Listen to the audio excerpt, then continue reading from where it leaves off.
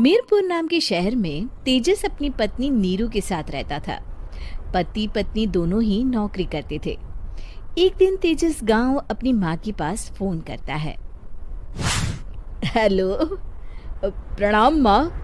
जीते रहो माँ, तुम दादी बनने वाली हो हैं?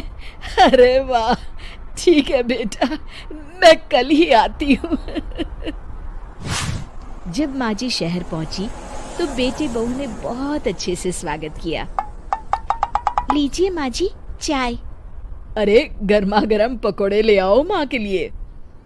नीरू रसोई में गई और 2 मिनट में ही पकोड़े ले आई। जी ये लीजिए। बहू, जादू से बनाए हैं क्या? अभी तो रसोई में गई थी। यम्मी।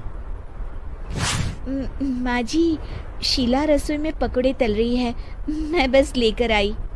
हे भगवान, मेरा धर्म भ्रष्ट कर दिया तूने। अब तो गंगा जल से शुद्धिकरण करना होगा। दूसरे दिन, माँ जी मैंने नाश्ता बना दिया है, ऑफिस जा रही हूँ। पर अभी तो घर का सारा काम पड़ा है। शीला आती ही होगी, झाड़ू पोछा बर्तन कपड़े वो सब कर लेगी। हमारे जमाने में घर का सारा काम हम ही करते थे। जी माँ जी, आप बहुत होशियार हैं, मैं घर ऑफिस दोनों नहीं संभाल पाती। तो जरूरत क्या है घर से बाहर जाकर चाकरी करने की? वैसे भी घर का काम खुद करने से घर में बरकत आती है, समझी? पर माँ जी। पर वर कुछ नहीं, इस महीने की पगार मिले फिर ऑफिस बंद। हाँ। रात को नीरू तेजस से कहती है, सुनिए जी, माँ जी बोल रही थी कि मैं नौकरी छोड़ दूं। वैसे ठीक ही तो है, अभी तुम्हें आराम की जरूरत है। फिर भी आराम कहाँ, शीला को छुड़ाने के लिए बोल रही थी। तो अब 24 घंटे में इतना काम तो कर ही सकती हो। पर जॉब पसंद है मुझे, घर पर मन नहीं लगेगा। अगले दिन जब दोनों ऑफिस के लिए निकल रहे थे, मेरी तो कोई कीमत ही नहीं है इस घर में।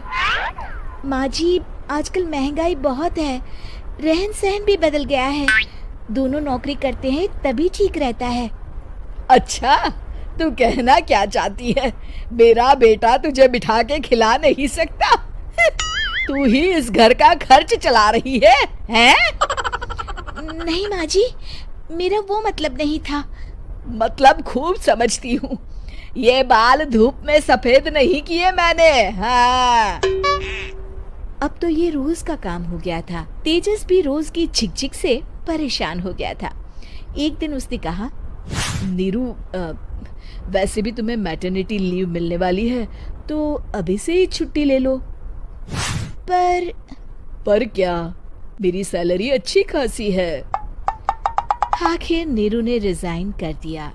जब बच्चा हुआ तो घर में सब बहुत खुश हुए। कुछ दिनों बाद तेजस फाइल देख रहा था। क्या हुआ तेजस, कुछ परेशान लग रहे हो? हाँ, वो हमारी जितनी सेविंग्स थी वो तो हॉस्पिटल में और छठी के फंक्शन में खत्म हो गई है नीरू। और अभी वैसे मंदी चल रही है तो मैं बोल रही थी कल मुन्ना को हेपेटाइटिस का टीका लगवाना है। नीरू, क्या पोस्टपोन नहीं कर सकते? नहीं जी, बिल्कुल नहीं। अब तेजस को समझ में आ रहा था कि उससे गलती हुई है। पैसों की कमी का असर घर के माहौल पर भी पड़ रहा था। अगले दिन, बेटा मेरा चश्मा और ये दवाइयाँ ले आना, पर्चा देते हुए माँ जी ने कहा। जी। तेजस, मुन्ना के लिए दूध का डिब्बा और डायपर भी ले आना, और ये किराने के सामान की लिस्ट है, इसे भी लाना है। तेजस गुस्से में लिस्ट मरोड़कर फेंकता है और चिल्लाता है, पैसे क्या पेड़ पर उगते हैं? ये ले आना, वो ले आना। अरे पर ये जरूरत का सामान ही है। वो गुस्से में बिना कुछ कहे ऑफिस चला गया।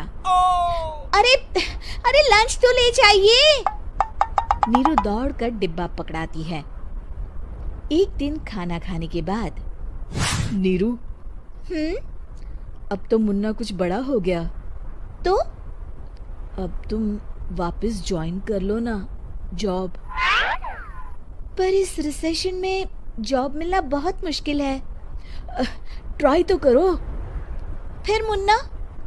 माँ जी है ना, और एक फुल टाइम मेड भी लगा लेंगे। पर माँ जी, उन्हें तो पसंद नहीं।